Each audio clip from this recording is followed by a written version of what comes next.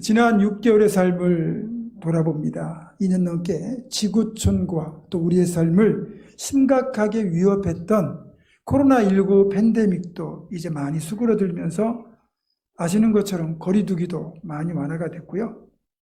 또 여행도 재개되는 등 일상의 제약이 많이 사라졌습니다. 그래서 이제는 예전에 누리던 그 평온한 일상을 제대로 회복하는가 싶었는데 아시는 것처럼 지난 2월 24일 러시아가 우크라이나를 전격 침공하면서 또 한 번 전 세계에 심각한 위기를 초래하고 있습니다. 세계 밀 생산의 3대 곡창지대가 우크라이나에 있대요. 그런데 이 전쟁 때문에 수확량이 확 줄어들었고 또 밀파종도 못하는 바람에 곡물 가격이 급등했고요. 또 다른 곡창 지역도 이상 기후에 기근이 겹쳐가지고 역시 수확량이 감소하면서 국제 곡물 가격이 가파르게 상승하고 있습니다.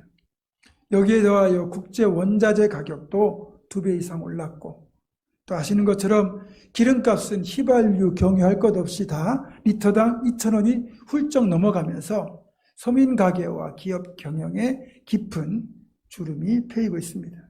일반적으로는 이제 경기가 살아나면 물가가 상승해요. 경기가 침체되면 물가가 하락하는 게 정상적인데 지금의 상황은 그것과는 전혀 다른 스태그플레이션이라고 하는 상황이 펼쳐지고 있습니다. 그 스태그플레이션이 뭐냐? 경기 침체를 뜻하는 스태그네이션과 물가 상승을 뜻하는 인플레이션을 합친 경제학 용어인데요. 보통 국민소득이 감소하는 경기 침체와 또 이 전반적인 물가 수준이 상승하는 인플레이션이 동시에 발생을 하게 되면 이 스태그플레이션이 되거든요. 그러면 실질적인 소득이 감소하고 물가는 반대적으로 상승하죠. 그리고 이자율까지 같이 올라가면서 국민들이 겪어야 되는 경제적 고통이 더 크게 상승하게 됩니다. 정리하자면 코로나 때문에 촉발된 이제 세계적인 물류 대란, 원자재 난, 또 우크라이나 전쟁으로 인한 식료품 가격 급등, 유가 급등으로 인한 물가 상승 이런 또 일들에 대한 것들을 종합하면서 향후 경제 상황에 대한 비관적인 전망이 늘어나죠. 그러니까 경기 침체를 염려하는 사람들이 지갑을 닫아요. 그럼 소비가 줄어들겠죠. 그래서 전 세계에서 지금 스태그플레이션이 발생하고 있습니다. 특히 이제 밀을 주 식량으로 하는 아프리카 빈곤 국가들의 경우는 사정은 더 심각합니다. 싼 가격에 밀을 수입을 해서 그렇게 식량난을 해결하는데 경제적 여력이 없는 상태에서 이렇게 밀 가격이 몇 배로 급등을 하니 결국 수입할 수 있는 양은 제한될 것이고 결국 국민들에게 돌아가는 밀 배급량은 확연하게 줄 것이고요. 당연히 굶주린 이들이 속출하게 될 겁니다. 또 이런 이제 코로나 팬데믹에서 비교적 그래도 잘 선방했다고 평가받는 우리나라, 우크라이나 전쟁에서 한 발 비껴나 있기 때문에 비교적 안전지대라고 할 수 있는 우리나라도 지금 상황을 보면 그렇게 전망이 좋다고 할 수는 없습니다. 거듭되는 이제 금리 인상 때문에 한동안 영끌이라고 하는 일이 있었죠. 영혼까지 끌어서 투자하는 일들, 그것이 부동산이나 주식이나 암호화폐 같은 그런 투기성 강한 분야에 이제 젊은이들이 그렇게 돈을 빌려가지고 투자를 했는데 아시는 것처럼 주가는 하락하고요. 부동산도 하락세로 돌아섰고 코인 같은 경우는 거의 가격이 거의 0%의 수렴할 정도로 아주 폭락을 거듭하고 있습니다. 결국 이런 일에 젊은 세대가 참 많이 투자했는데 그런 젊은 세대들의 아우성이 지금 곳곳에서 들려오고 있습니다. 이게 예단하기는 어렵지만 며칠 전 완도에서 그 극단적인 선택을 하고 바닷가에서 차량이 발견됐던 그 일가족도 암호화폐에 손을 댔다고 하는 이야기를 보면 어쨌든 지금 우리가 겪고 있는 전체적인 이 사회적인 그런 어떤 그 잘못된 이런 부분들이 이제 심각하게 위기로 다가오고 있습니다. 그래서 지금 상황을 보면 정치, 경제, 사회, 교육, 종교까지 어느 것 할 것이 총체적인 위기 상황이다 해도 과언이 아닙니다. 최근에 뉴노멀이라는 용어도 새롭게 등장했어요. 그게 뭐냐면 2004년도에 로저 맨놈이라고 하는 분이 처음 언급한 용어인데, 이 새로운 것들이 이제 일상이 되는 걸 말하는 거예요. 우리가 코로나 팬데믹을 겪으면서 거리두기라는 게 당연해졌잖아요. 마스크를 쓰고 외출하는 게 당연해졌어요. 예전에 마스크 쓰는 사람들은 연예인 아니면 환자밖에 없었어요. 근데 우리 모두가 지금 연예인이 되어 있잖아요. 이게 당연한 것을 여겨진 일상, 그게 뉴노멀이에요. 신앙적인 면에서도 그런 게 있거든요.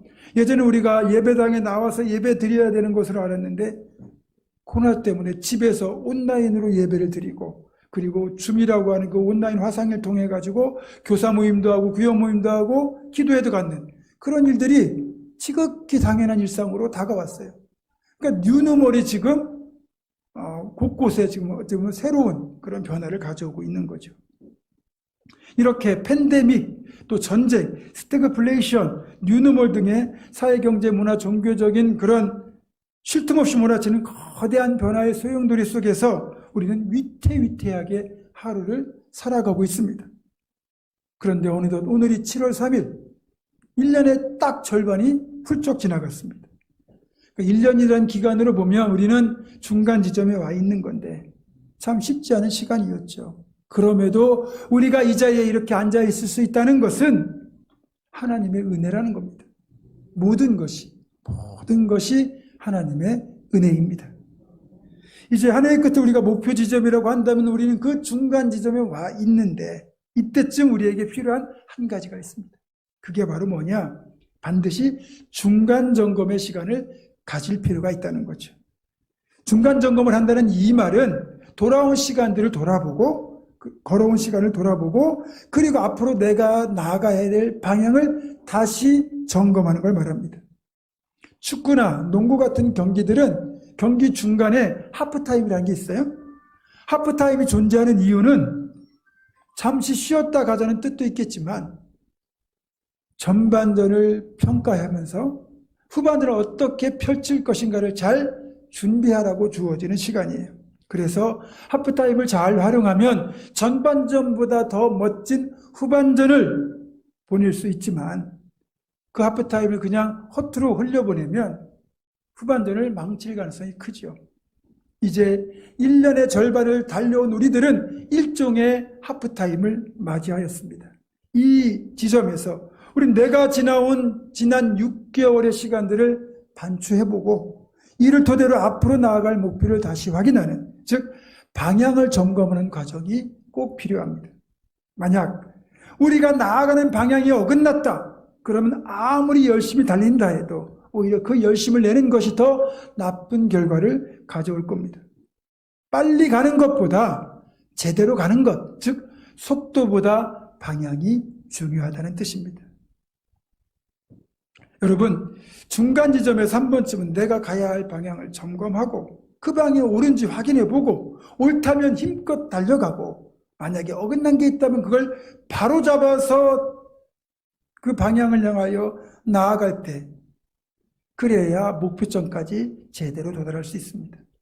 그리고 방향이 어긋난 것을 조기에 발견하는 것이 훨씬 더 유리합니다. 우리가 보통 의사들이 하는 말 있잖아요. 암은 조기에 발견하는 게 중요하다. 왜요? 치료가 쉽잖아요.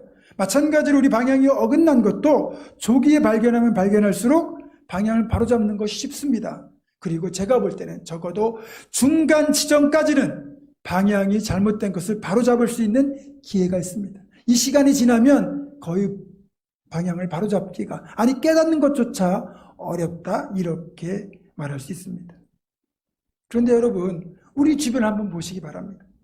수많은 사람들이 속도를 내는데 열심히 해요. 돈 버는데 속도를 내고, 건강해지는 일에 속도를 내고, 출세하고 성공하는데 속도를 내고 있습니다. 물론 그렇게 속도를 내는 이유는 더 빨리, 더 많이 행복해지고 싶어서 속도를 내는 겁니다. 다들 그렇게 속도를 올리는데 열심을 내고 있어요. 하지만 정작 그 가장 중요한 방향성에 대한 고민은 보이지 않는다는 것이 함정입니다. 만약 속도는 빠른데 방향이 잘못되면 어떻게 될까요? 분명 우리가 성공하겠다고, 행복하겠다고 열심히 속도를 내는 것인데 방향이 잘못되면 그것이 성공하고 행복해지는 길이 아니라 실패하고 불행해지는 길이 되고 맙니다. 요즘 많은 사람들이 앞에서 말씀드린 것처럼 돈 버는 속도를 올리겠다고 부동산, 주식, 암호화폐 같은데 정말 투자를 하고 있는데, 만약에 이 방향성이 잘못돼가지고 그것이 불행한 일인 것을 깨닫긴 하는데 너무 늦은 시간에 깨닫는다면 돌이키기는 너무 힘듭니다.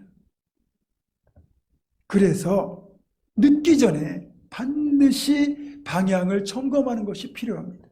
특히 그 어떤 것보다 돈이 가장 중요한 목표가 되어버린 이 시대, 이 가치관 속에서 돈과 돈 버는 것, 그 방법과 돈에 대한 가치관을 바르게 세우는 것, 그것이 올바른 방향성입니다.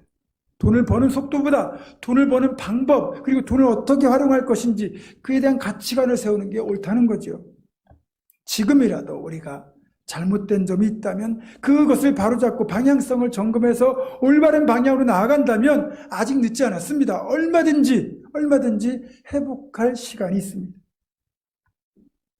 누가복음 19장을 보면 자신이 추구하는 방향을 점검하고는 가치 있는 인생, 의미 있는 인생은 속도가 아니라 방향임을 깨닫고 돌이킨 복된 인물이 하나 나와요. 그 주인공이 바로 삭개오인데, 삭개오는 평생을 돈 버는 일, 돈 버는 속도에만 매달리며 살아왔던 사람입니다. 방향에는 전혀 관심이 없었어요. 그렇게 평생을 돈 버는 속도에 매달려 살아왔던 삭개오가 어느 날 예수님을 만납니다. 그리고 비로소 깨닫습니다. 가치 있는 삶이란 속도가 아니라 방향이라는 것을. 삭개오는 이 사실을 깨닫고는 즉시 자신의 삶의 태도를 확연하게 바꾸게 됩니다. 즉 방향을 점검하고 올바른 방향을 향하여 자신의 삶의 방향을 고정을 시킨 거죠. 이것이 그의 고백에서 그대로 드러나고 있습니다. 누가복음 19장 8절입니다. 삭개오가 서서 주께 여짜오되 주여 보시옵소서, 내 소유의 절반을 가난한 자들에게 주겠사오며 만일 누구의 것을 속여 빼앗은 일이 있으면 네 갑절이나 갚겠나이다. 이 얘긴즉슨 자신의 재산을 다 나누겠다는 뜻이거든요. 평생 돈 버는 것이 최고의 가치였던 삭개오가 나누는 것에 가치를 두게 된 결정적인 계기는 주님을 만난 뒤에 속도가 아니라 방향임을 깨달았기 때문에 가능했던 겁니다. 물론 삭개오는 이후에 정말 의미 있고 가치 있는 삶을 살아내게 되고 성경에서 그렇게 복된 결정을 했던 중요한 인물 중에 한 사람으로 평가받고 있습니다. 중간 점검이 그의 인생을 복되게 바꾼 겁니다. 오늘 본문 여호수아 1장 7절과 8절의 말씀은 한 해의 절반을 살아내고 있는 그 중간 지점에 서 있는 우리들에게 주시는 하나님의 말씀, 즉 속도보다 방향이 중요하다고 알려주시는 하나님의 음성이 여기에 들어있습니다. 이 말씀은 본래 모세의 뒤를 이어서 이제 이스라엘 백성들을 이끌고 가나안 입성을 해야 되는 여호수아에게 주신 말씀입니다. 이때만 해도 이제 40년의 광야 생활이 끝나고 막 가나안 땅에 들어가는 그 분기점입니다. 그래서 여호수아와 이스라엘 백성들에게는 정말 중요한 시기였고, 그 시기에 하나님께서 여호수아에게 좌로나 우로나 치우치지 말라는 말씀을 주신 겁니다. 그 이유가 무엇일까요? 여호수아에게는 이스라엘 백성들을 가나안 땅에 무사히 정착시켜야 되는 분명한 목표가 있습니다. 그리고 그 목표를 이루기 위해서는 이스라엘 백성들을 이끌고 재빨리 가나안 정복 전쟁을 끝내야 된다는 엄청난 속도에 대한 부담감도 존재합니다. 당연히 방향성보다 속도에 치중할 가능성이 크다는 거죠. 그리고 이전 이스라엘 백성들의 모습을 보면 광야에 들어선 이후 이들은 오로지 가나안 땅에 들어가는 속도에만 관심이 있었지, 왜 하나님이 자기들을 광야로 불러내셨는지, 왜 가나안 땅으로 가시는지 그 하나님의 뜻, 방향성에는 관심이 없었어요. 그래서 조금만 힘들고 조금만 늦어지면 하나님을 불순종하고 불신하고 원망하고 불평하는, 그러니까 좌로나 우로나 치우치는 행동을 너무나 많이 한 거죠. 그렇게 방향에는 관심이 없고 속도에만 관심을 기울였던 이스라엘 백성들은 정작 그 꿈꾸던 가나안 땅에 들어가지 못하고 다 광야에서 죽게 되는 비극적인 귀결을 맞이하게 됩니다. 속도를 내는 데는 열심히 했지만 방향을 점검하지 못했던 그 비극적인 결말입니다.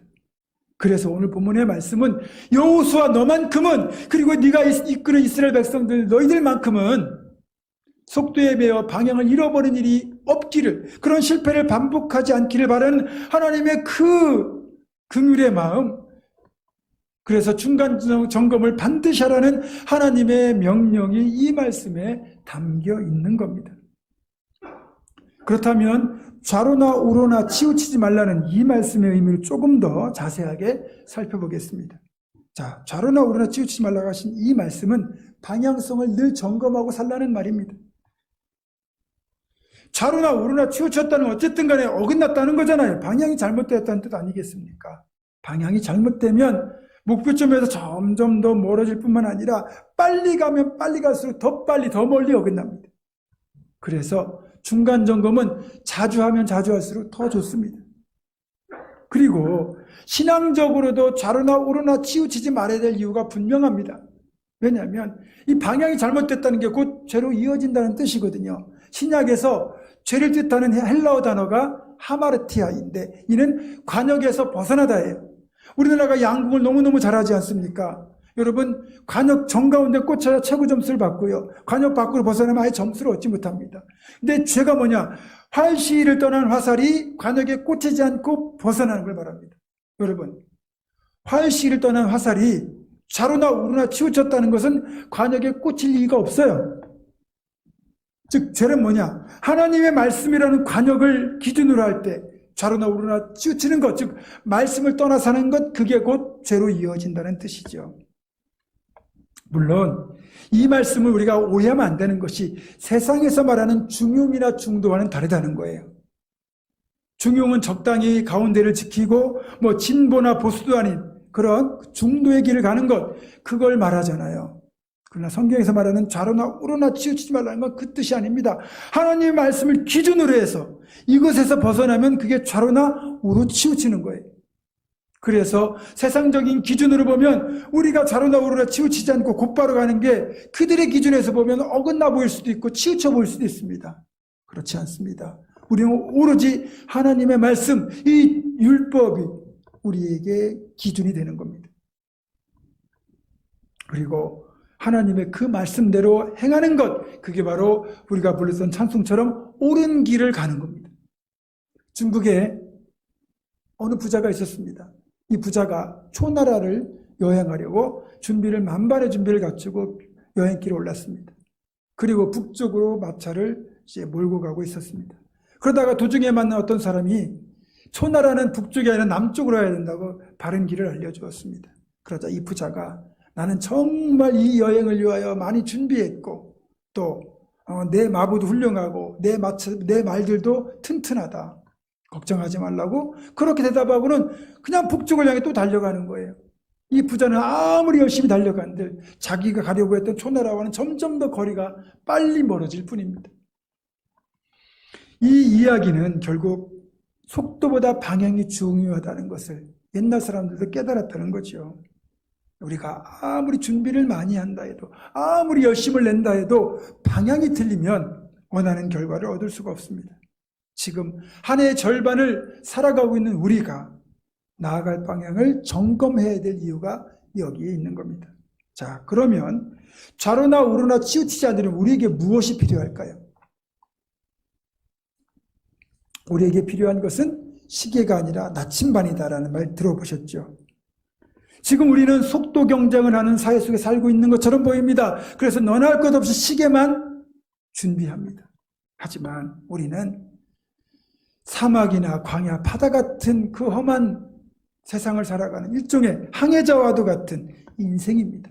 그러니까 속도를 알려주는 시계가 아니라 방향을 알려주는 나침반이 우리에게 필요하다는 거죠.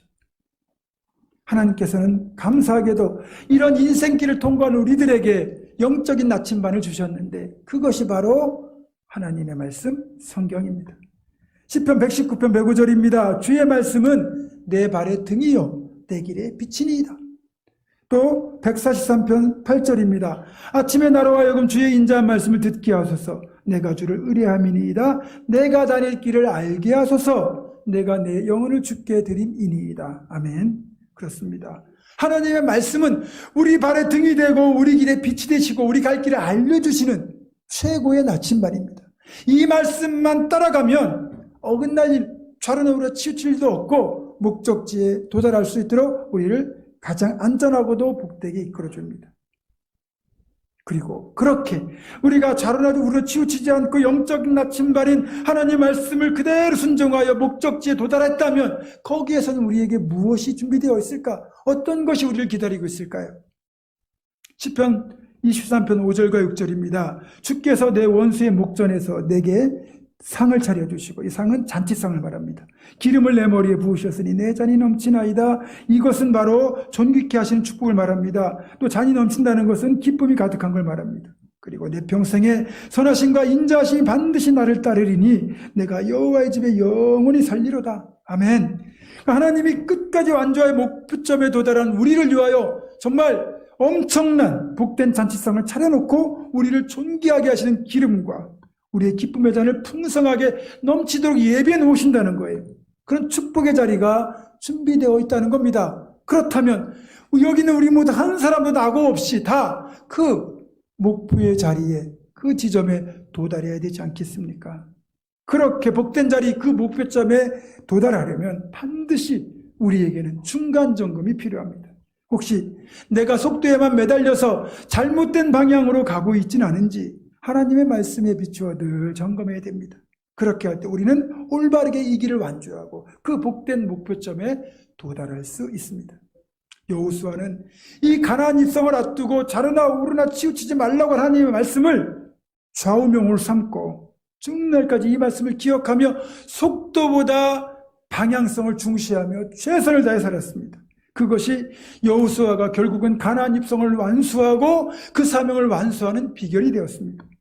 그리고 놀랍게도 여호수아는 이제 자신의 임종을 얼마 앞두고 마지막 유언을 남기는 자리에서 하나님이 자신에게 들려주신 그 말씀, 좌로나 우로나 치우치지 말라는 그 말씀을 이스라엘 백성들에게 동일하게 그렇게 설교로 남기고 있습니다. 여호수아 23장 6절입니다. 그러므로 너희는 크게 힘써 모세의 율법책에 기록된 것을 다 지켜 행하라. 그것을 떠나 우로나 좌로나 치우치지 말라. 아멘. 그렇습니다. 여호수아의 말은 그러니까 이렇게 정리할 수 있어요. 내가 110세를 사는 동안 좌로나 우로나 치우치지 말고 말씀대로 행하라는 하나님의 말씀을 행했더니 하나님이 복 주시고 늘 함께 하심을 나는 생생하게 체험했다. 그러니 너희들도 동일하게 좌로나 우로나 치우치지 말고 하나님 말씀대로 행하기만 하면 하나님이 똑같이 너희들에게도 복 주시고 똑같이 너희들과 함께 행하실 것이다. 한 해의 중간 지점에 해당하는 이 시점에 우리 교회는 교회력으로 맥주 감사주의를 지킵니다. 지난 반년 동안 여기까지 인도하신 하나님의 손길을 찾아 그 은혜를 감사하고 앞으로 살아갈 날들을 믿음으로 하나님께 맡기는 시간입니다. 여러분, 잠깐이지만 여러분 지난 반년의 시간을 한번 깊이 반추해 보세요. 그 안에서 여러분에게 베푸셨던 하나님의 은혜의 손길들을 발견하시길 바랍니다. 여러분, 여기까지 어떻게 왔습니까? 하나님의 은혜로 여기까지 왔잖아요. 자, 하나님이 여기까지 여러분을 이끄셨다면 남은 반년 앞으로 살아갈 날들도 하나님이 이끄실 겁니다. 그렇다면 두려워하고 염려할 게 뭐가 있겠습니까? 말씀을 맺습니다. 사랑하는 성도 여러분, 속도보다 방향이 중요하다는 사실을 기억하면서 나에게 주신 삶의 목표를 점검하여 좌로나 우로나 치우치지 않고 주신 목표를 향하여 흔들림 없이 전진하겠다는 굳은 결단이 이 시간 있기를 소망합니다. 그래서 목표점까지 성공적으로 완주하여 그 자리에 예비해 놓으신 그 복된 잔치상, 복된 자리의 주인공이 다 되시기를 주님의 이름으로 축원합니다. 기도하겠습니다. 에베네셀 하나님, 임마누엘 하나님, 여호와 이레 하나님, 한 해의 중간 지점에서 저희들 속도가 아닌 방향이 중요하다는 말씀 꼭 붙들고 좌로나 우로나 치우치지 않고 목표를 향하여 전진하는 믿음의 삶이 되게 하여 주시옵소서. 주신 은혜를 감사하며 우리 주 예수 그리스도의 이름으로 기도드립니다. 아멘.